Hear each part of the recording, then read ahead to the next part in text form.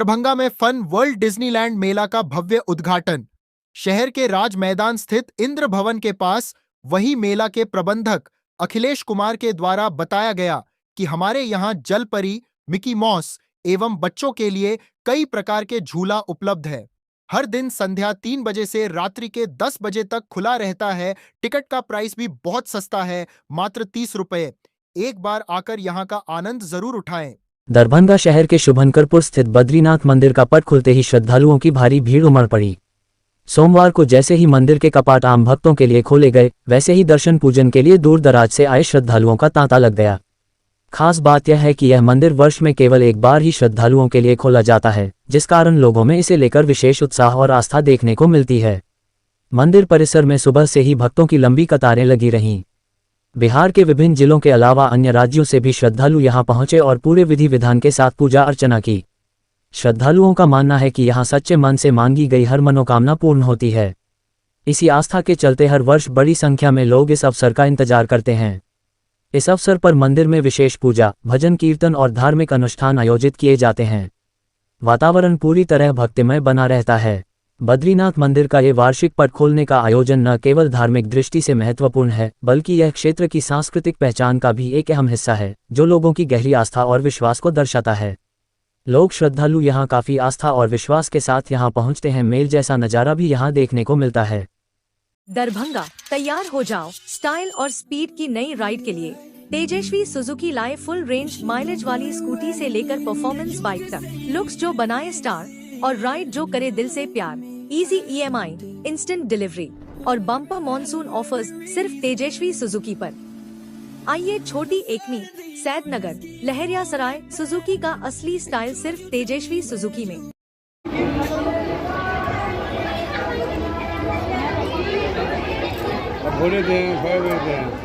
बढ़िया ना।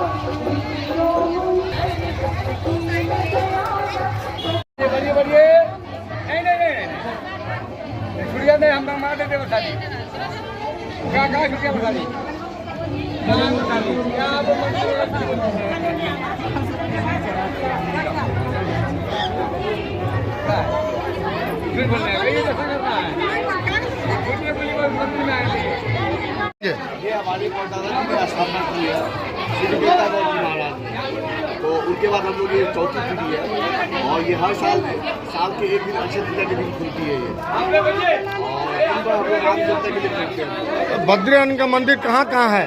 अपने इंडिया में 2 ही जगह है। एक हो गया मेन बद्रीनाथ में और दूसरी अपने यहाँ कहाँ? यहाँ अपना सोनकापुर, दरभंगा में। किस तरह का सुरक्षा का इंतजाम किए आप लोग? सुरक्षा हम लोग सारी SSP और दंगा पुलिस ये सारी आई हुई है। किसी तरह कोई कठिनाई तो नहीं? नहीं, अभी कठिनाई तो नहीं है। कितने बजे? प्रशासन का भी पूरा सपोर्ट मिला है। श्रद्धालु, आम जनता की भी सपोर्ट मिली है। श्रद्धालु कितने बजे से आ रहे हैं? हमारे यहाँ तो कल एक तो ऐसा हो गया कि कल भी आधे लोग उसमें अक्षय तृतीया के दिन सोच लिए। हाँ। तो कुछ भीड़ कल आ गई और आज उससे डबल भीड़ हो गई। आज 2:30 बजे से लेकर भीड़ चालू हो गई। अपना परिचय दे दिए। मेरा नाम संतोष कुमार शर्मा हुआ, मैं श्री गंगाधर जी का पोता हूँ। ये स्थापित किनके द्वारा किया गया था? गंगाधर जी महाराज के द्वारा। वो कौन है आपके? ये हमारे परदादा जी है, जिनकी समाधि वहाँ पे। क्या कुछ विशेषता इनका है? इनका विशेषता ये है, जो मांगिएगा वो मिलेगा। ये आज का मंदिर नहीं है, ये कम से कम 200 साल पुराना मंदिर है। और हमारे गंगालाल महाराज जी जो प्रदाता थे, ये मंदिर का प्रतिष्ठापक उन्हीं के नाम से है, महाराजा कमलेश्वर सिंह के नाम से दिया हुआ ये जगह है। कितने प्रतिमा अंदर में है? इसमें बहुत आदमी आते हैं, लाखों का संख्या। प्रतिमा कैटो है? कैटो भगवान का प्रतिमा? प्रतिमा तो सब जी है, गरुड़ जी है, गणेश जी है, कार्तिक जी है, भोलेनाथ सब है, पूरे देवता है यहाँ पर विराजमान है। इंडिया में कितने जगह है बद्रीनाथ का दो ही मंदिर? जगह, एक बद्रीनाथ है यहाँ, एक गंगा में। कहाँ पर मंदिर है? यह तुरंगापुर। अपना परिचय दीजिए। हम छोटी तिवारी सेवक बद्रीनाथ सेवा समिति।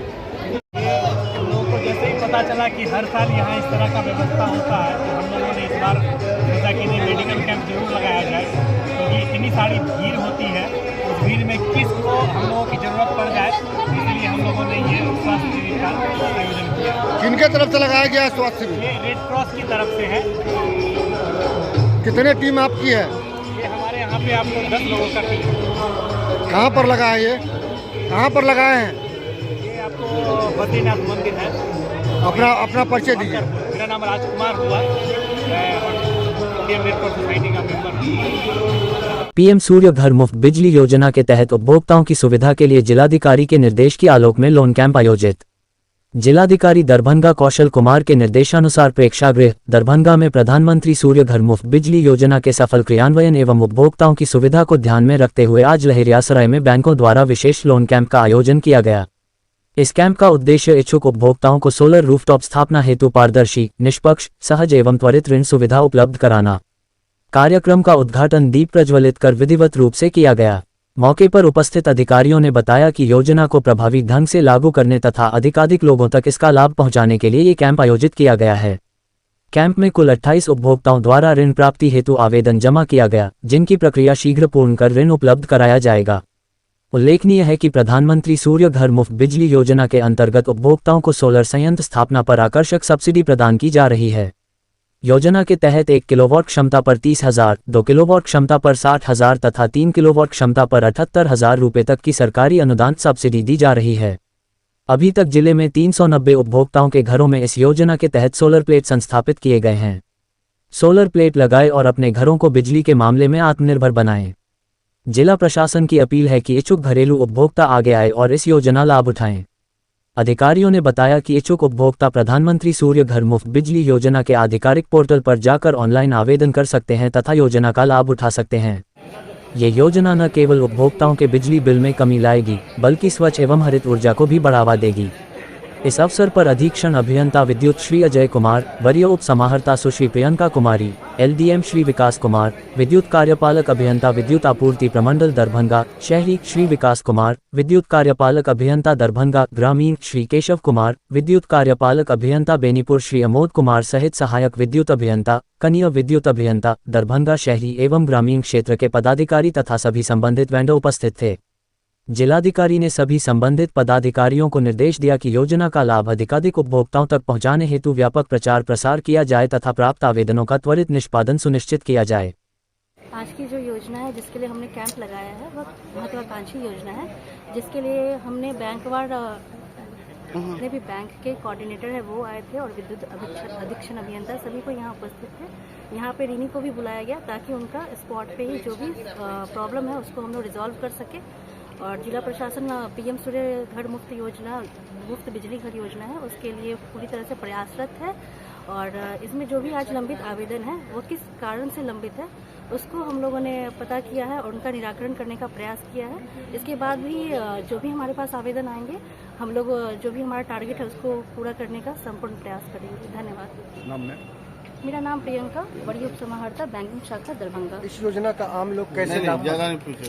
मेगा शिविर लगाया गया है पीएम सूर्य घर योजना के अंतर्गत, जिसमें हम लोग बैंक समाधान से संबंधित 171 मामले आए, जिसका त्वरित गति से निष्पादन किया गया है और भी लोगों को प्रेरित किया गया है। और यह कहा गया है कि भविष्य में जो भी लोन से संबंधित आवेदन, एलडीएम साहब भी मेरे पास बाजू में हैं, उन्होंने एश्योर्ड किया है और सभी लोगों को कहा गया है कि और भी जितने भी आवेदन आएंगे सभी का निस्तारण त्वरित गति से किया जाएगा। इसका उद्देश्य क्या है?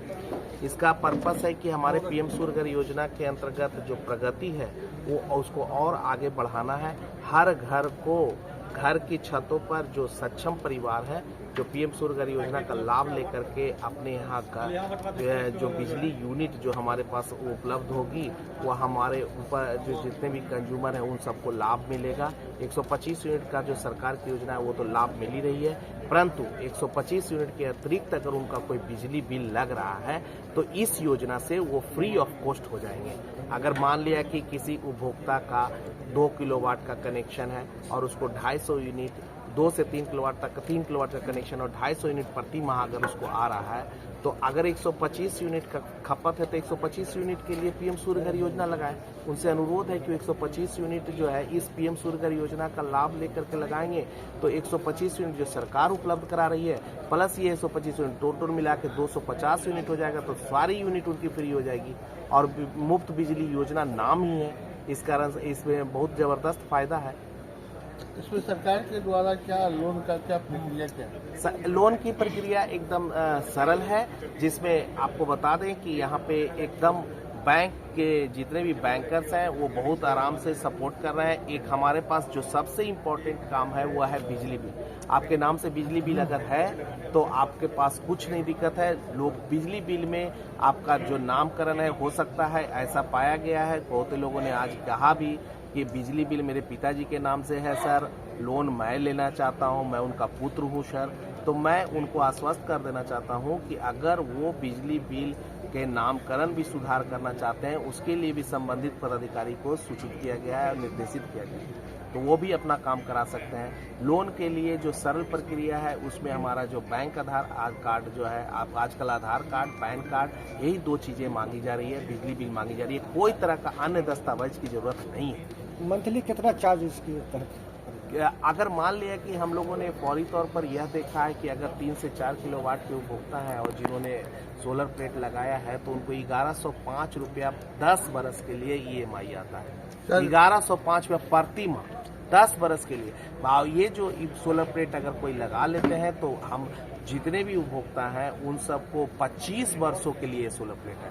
अगर हम सोचें इसको एक एक नियम से सोचें कि यदि हमारा ये 10 वर्षों तक EMI वसूल हो जाता है तो बाकी अतिरिक्त 15 सालों के लिए ये आप सोलर प्लेट काम करती है और किसी मेंटेनेंस फ्री है। साथ ही यह भी किया गया है कि जो भी हमारे जो वेंडर्स हैं उनको वारंटी के साथ ये मटेरियल लगाना है, साथ ही वारंटी भी दे रहे हैं, प्लस उनको 5 बरस के लिए उस वेंडर को उसको मेंटेन भी करना है। तो सभी लोग इसका ज़्यादा से ज़्यादा लाभ उठाएं। मेरा नाम अजय कुमार है, मैं विद्युत अधीक्षण अभियंता विद्युत आपूर्ति अंचल दरभंगा हूँ। सर, सरकार जो लोन दे रही है कितना का ये इसका क्रय पड़ता है, कितना पैसा लग जाता है इसमें? 1 किलोवाट के लिए लोन सरकार ने निर्धारित किया है 30,000 रुपये। 1 किलोवाट के लिए प्लांट अगर लगाना चाहते हैं तो उसके लिए 30,000 का लोन है। 2 किलोवाट तक के प्लांट अगर लगाना चाहते हैं तो उसके लिए सरकार ने निर्धारित किया 60,000 रुपये और 3 किलोवाट से अगर किसी को है तो 78,000 रुपये। 3 किलोवाट और 3 किलोवाट से ऊपर जितने भी उपभोक्ता होंगे, चाहे 4 या 5 या 6 किलोवाट के होंगे, उन सभी को 78,000 ही लोन अमाउंट मिलेंगे। ये loan amount maximum loan amount 78,000 रुपये। तो इनका EMI कितना भरना पड़ेगा? अभी तो बताया ना, 1105 रुपये प्रति माह 3 से 4 किलोवाट के उपभोक्ता का इनका लोन अमाउंट लगभग 2 लाख रुपए तक आता है, जो कि प्रोजेक्ट कॉस्ट भी लगभग 2 लाख रुपए है। 78,000 घटा करके जो बाकी शेष राशि जो बैंक हमारे इंस्टॉलर को देती है उसमें जो 2 लाख रुपये तक की 1105 रुपये EMI 5 रुपया 75 पैसे बैंक रेट से, ये सबसे सस्ता और सरल लोन है। अभी 5 रुपये 75 पैसे रेट ऑफ इंटरेस्ट के हिसाब से ये लोन उपलब्ध करा रही है। तो ये सबसे आप कोई भी व्यक्ति विशेष हर महीने बिजली बिल जमा करता है कोई और अगर वो 1105 रुपये अतिरिक्त EMI भी जमा करता है तो इसका प्रोजेक्ट कॉस्ट निकल जाता है। क्या नाम है सर? मेरा नाम अजय कुमार है, क्षण अभियंता विद्युत आपूर्ति अंचल दरभंगा। सर, आवेदन करने के कितने दिन बाद ये उपलब्ध हो जाएगा? अभी जो प्रक्रिया एकदम सरल है। मैं आपको बता दूं कि आवेदन जो है पीएम सूर्य घर योजना के पोर्टल पर करना है और आपको बताते हैं कि एक आवेदन मैंने कल ही किया है और वो तुरंत भर में वो अपलोड भी हो गया है।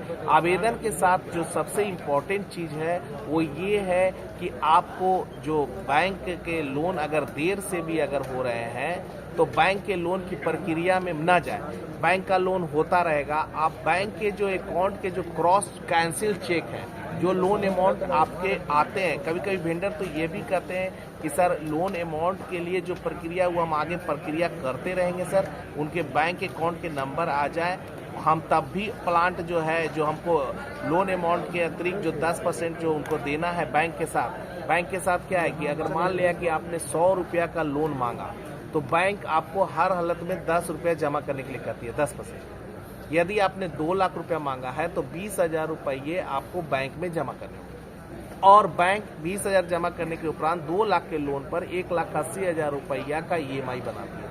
1,80,000 रुपया वेंडर को डायरेक्ट बैंक ट्रांसफर कर देती है। बढ़िया स्कीम है कि मेरे यहाँ लगभग 25 वेंडर रेगुलर वर्क करते हैं दरभंगा डिस्ट्रिक्ट में, और दरभंगा आप किसी एक वेंडर का आप चयन कर लें और उसका आप चयन करने के सब्सिडी अमाउंट उनके खाते में आ जाती है। इससे बड़ा बात क्या हो सकता है कि अगर किसी उपभोक्ता को 3 से 4 किलोवाट का उन्होंने करवाया है और वेंडर्स ने उसको इंस्टॉलेशन करके उसको फोटो बना एक GPS मोड में फोटो डालना रहता है, यह नियमबद्ध तरीका। आप सभी लोगों से सूचित किया जाता है कि भवानीपुर महादेव मंदिर में जिसे उगना महादेव कहते हैं, उनके मुकुट, सोना चांदी, अन्य जेवर चोर लुटेरा ने सभी आभूषण चोरी कर लिया गया है।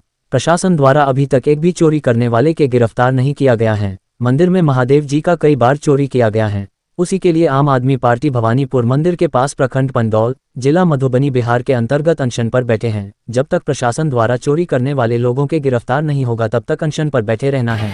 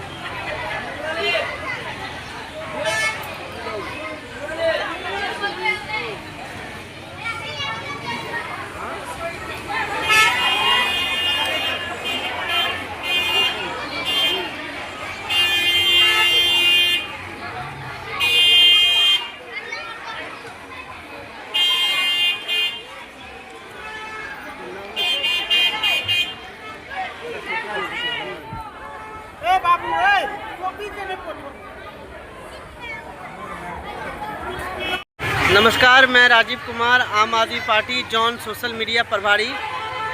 आज दिनांक 20 अप्रैल 2026 आज हम मधुबनी विधानसभा पंडोल प्रखंड के पास आमरण अनशन पर बैठना चालू कर दिए हैं आज से, और हमारी मांग है हमारे भवानीपुर में जो चोरी हुई है उस चोरी कांड में जो जो शामिल है उसका पर्दाफाश करेंगे। हमारे साथ आम आदमी पार्टी के सच्चे सिपाही जयपाल जी और चंदन और भी, और हमारे पूर्व जिला अध्यक्ष मनोज जी, अमोद जी हैं, और हमारे कुछ महिला शक्ति भी हैं, जैसा कि आप देख रहे हैं ये हमारी महिला शक्ति है। आज से हमने अनशन चालू कर दिया है और हमारी मांग है जब तक चोर की गिरफ्तारी नहीं होगी और महादेव का आभूषण वापस नहीं आएगा तब तक हम ये अनशन नहीं तोड़ेंगे। जय हिंद, नमो बुद्धाय, हर हर महादेव। साइंस ओलंपियाड हेतु पुरस्कार वितरण समारोह आयोजित। जिले के कमतौल स्थित श्री राम विनय शाही एजुकेशनल ट्रस्ट +2 JM उच्च विद्यालय में साइंस ओलंपियाड परीक्षा 2026 के पुरस्कार वितरण समारोह का भव्य आयोजन किया गया। कार्यक्रम में मुख्य अतिथि के रूप में उपस्थित जिलाधिकारी श्री कौशल कुमार ने उत्कृष्ट प्रदर्शन करने वाले 18 प्रतिभाशाली विद्यार्थियों को पुरस्कार प्रदान कर सम्मानित किया। समारोह को संबोधित करते हुए जिलाधिकारी श्री कौशल कुमार ने विद्यार्थियों को प्रेरित करते हुए कहा कि हार को हार नहीं बल्कि सफलता की नींव समझना चाहिए। उन्होंने कहा कि जब तक व्यक्ति असफलता का सामना नहीं करता तब तक सफलता का वास्तविक महत्व समझ में नहीं आता। उन्होंने छात्र छात्राओं से मेहनत, लगन एवं अनुशासन के साथ लक्ष्य की ओर अग्रसर रहने का आह्वान किया। उन्होंने कहा कि यदि विद्यार्थी अपने लक्ष्य पर एकाग्रचित होकर निरंतर प्रयास करें तो सफलता निश्चित है। जिलाधिकारी ने समय के सदुपयोग पर विशेष बल देते हुए छात्रों को प्रत्येक क्षण का महत्व समझने और निरंतर प्रगति की दिशा में कार्य करने की सलाह दी। पुरस्कार से वंचित विद्यार्थियों का उत्साहवर्धन करते हुए जिलाधिकारी ने कहा कि निराश होने की आवश्यकता नहीं है, बल्कि और अधिक मेहनत एवं समर्पण के साथ आगे बढ़ना चाहिए। सफलता सतत प्रयास और आत्मविश्वास से प्राप्त होती है। उन्होंने विद्यार्थियों को मोबाइल फोन के अनावश्यक उपयोग से बचने की सलाह दी तथा अभिभावकों से अपील की कि वे बच्चों की शिक्षा एवं करियर निर्माण में आर्थिक एवं नैतिक सहयोग दें।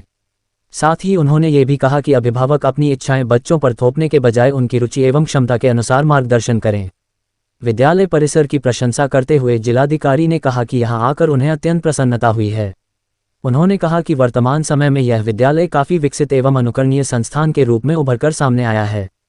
इस अवसर पर पूर्व ऊर्जा सचिव भारत सरकार श्री R.B.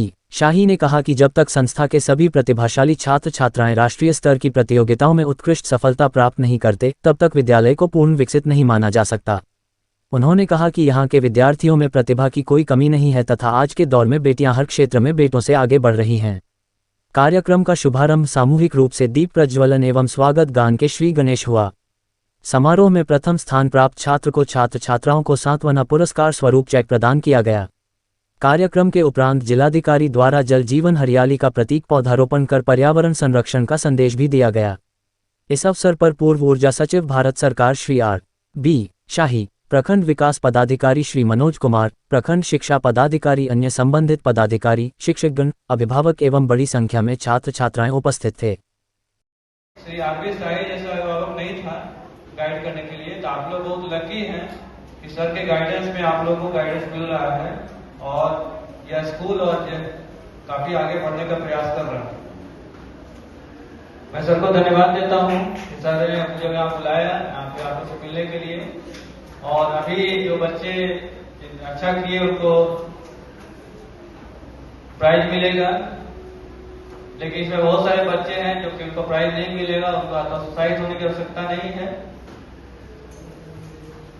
जीवन में हार या जीत नहीं होता, केवल हार या लर्निंग होता है, जीत या लर्निंग होता है। या तो आप जीतते हैं या फिर लर्न करते हैं, कोई लूजर नहीं होता है। आप अगर हारते हैं उसमें आप उसको हारना मत समझिए कि आप में कुछ कमी रही थी, वो जो आपके लिए लर्निंग है, उस लर्निंग को दूर करने की आवश्यकता है, कमी को दूर करने की आवश्यकता है। यदि आप इस तरह मान लेंगे मैं लूजर हूं तो आप आगे नहीं बढ़ पाएंगे। हमेशा अपने जब फेल होते हैं तो उसमें कुछ सीख होती है, वो फेल क्यों हुए उसका एनालिसिस करना चाहिए और उसको ठीक करने का प्रयास करना चाहिए, तो अगली बार जब आप जब पार्टिसिपेट करें तो आप विनर में आ सकते हैं। आप लोगों ने सुना होगा failure are the pillar of success. ये कहावत जो है, ये मुहावरा जो है, ये जो वर्ड है, ये लाइन है, बहुत ही महत्वपूर्ण है। अगर आप फेल नहीं होंगे तो आप लर्न नहीं करेंगे, हारेंगे नहीं तो आप सीखेंगे नहीं, हारेंगे आपको कुल। वरीय पुलिस अधीक्षक कार्यालय दरभंगा में जनसुनवाई का आयोजन किया गया।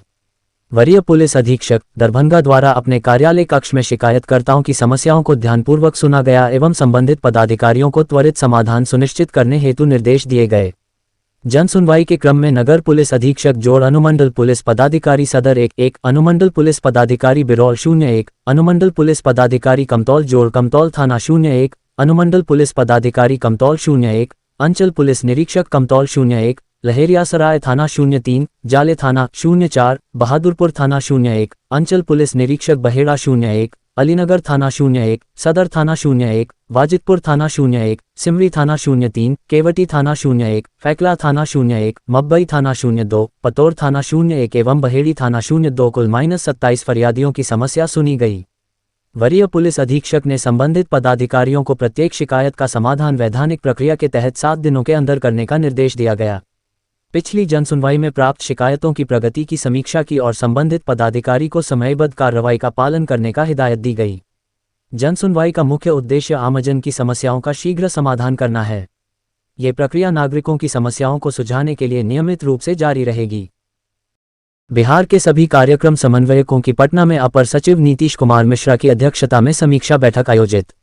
एनएसएस के सुचारू संचालन हेतु शीघ्र ही पटना में होगा राज्य स्तरीय कन्वेंशन का आयोजन। Nitish Mishra TSA hybrid module से मंत्रालय द्वारा सीधे यूनिट में राशि का ससमय भेजना होगा संभव। विनय कुमार बिहार के सभी विश्वविद्यालयों के एनएसएस कार्यक्रम समन्वयकों की सीएनए खाता से टीएसए हाइब्रिड मॉड्यूल में रूपांतरण के संबंध में राष्ट्रीय सेवा योजना क्षेत्रीय निदेशालय पटना के तत्वावधान में समीक्षात्मक बैठक युवा कार्य विभाग, भारत सरकार के युवा कार्यक्रम एवं खेल मंत्रालय, नई दिल्ली के अपर सचिव नीतेश कुमार मिश्रा की अध्यक्षता में एएन कॉलेज पटना में आयोजित की गई, जिसमें एनएसएस पटना के क्षेत्रीय निदेशक विनय कुमार विषय प्रवेशक, युवा अधिकारी प्रियव्रत मंडल, युवा सहायक दीपक मंडल, अंकित पाठक, बिहार राज्य एड्स नियंत्रण समिति पटना के आलोक कुमार सिंह, ललित नारायण मिथिला विश्वविद्यालय दरभंगा से डा आर.एन. चौरसिया, संस्कृत विश्वविद्यालय से डा सुधीर कुमार, पटना विश्वविद्यालय से डा सुहेली मेहता, भागलपुर विश्वविद्यालय से डा राहुल कुमार, मुंगेर विश्वविद्यालय से डा मुनेन्द्र कुमार सिंह एवं अन्य एनएसएस समन्वयक, प्रताप नारायण संस्कृत महाविद्यालय बौंसी बांका से डा राजेश्वर पासवान सहित अनेक एनएसएस पदाधिकारियों एवं स्वयंसेवकों ने भी भाग लिया।